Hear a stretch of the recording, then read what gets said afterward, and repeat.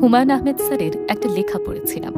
লেখাটা ছিল এরকম: যদি তোমার কাউকে মনে পড়ে তাহলে তাকে কল করো, যদি তোমার কাউকে দেখতে ইচ্ছে হয় তাহলে জানিয়ে দাও, যদি তুমি কাউকে ভালোবাসো তাহলে তাকে বলে দাও তুমি তাকে ভালোবাসো।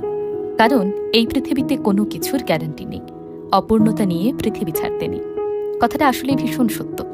আমরা আমাদের অনেক শখ ইচ্ছে গলাচাপা দিয়ে রেখে দিই, ভাবি পরে কখনো পূরণ করব, কিন্তু সেই সময়টা আর কখনো ফিরে আসে না। তাই নিজেদের কোনো শখ ইচ্ছে এগুলো থাকলে আজই পূরণ করুন, এখনই পূরণ করুন, কারণ পরে হয়তো সেই সময় আর সুযোগ কখনোই পাবেন না। এই কথাগুলো আমি দারুণভাবে বিশ্বাস করি। আমার শাড়ি পরার অনেক শখ, তাই যখনই যে শাড়িটা আমার ভালো লাগে আমি সেটাই নিজের করে পেতে চাই। তাই সাধ্য অনুযায়ী সেই শাড়িগুলো কিনেও ফেলি। যেমন কম্বো স্টোর থেকে সুন্দর হাফ সিল্কের হ্যান্ড পেইন্টেড শাড়িটা আমি নিয়েছি। পেজের লিঙ্ক কিন্তু আমি ডেসক্রিপশন বক্সে দিয়ে দিয়েছি। আপনার ভালো লাগলে আপনার শখটাও কিন্তু পূরণ করে নেবেন। দেখবেন 10 বছর বয়সে যেই চকলেটটা খাওয়ার জন্য আপনি ভীষণ বায়না ধরতেন, টাকা জমিয়ে রাখতেন সেই চকলেট খাওয়ার জন্য, বাবার কাছে সারাক্ষণ সেই চকলেটের আবদার করতেন। এখন 20-25 বছর বয়সে এসে আপনার কাছে হাজার হাজার টাকা থাকলেও সেই চকলেটটি আর আগের মতো খেতে ইচ্ছে করে না।